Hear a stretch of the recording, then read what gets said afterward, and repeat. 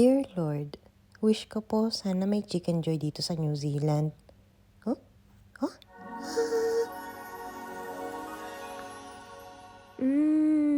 Kain tayo.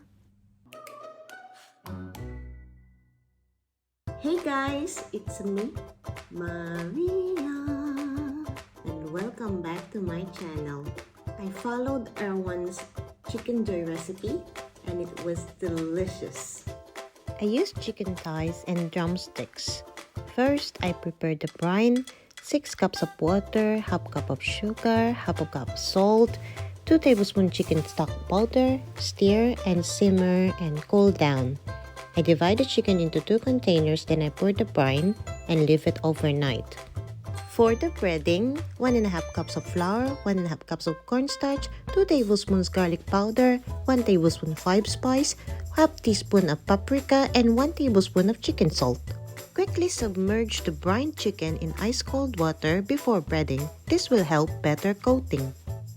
Heat the oil to 120 degrees and deep fry the chicken. Because my frying pan is not too deep, I had to turn over my chicken for 5 to 8 minutes each sides. The smell is so good. Langhap sarap talaga. Thanks to Erwan Heussaff's recipe, I put the link in the description of the video that I followed. I also made the gravy but I didn't do it quite well. Masarap.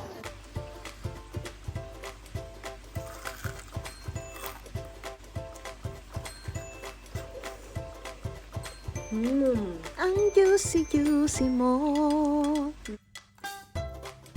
This is so good. Not exactly like Jollibee Chickenjoy, but close enough. Brine.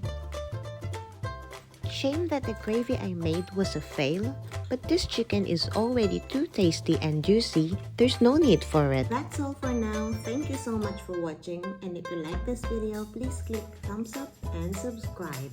See you again in the next video. Bye!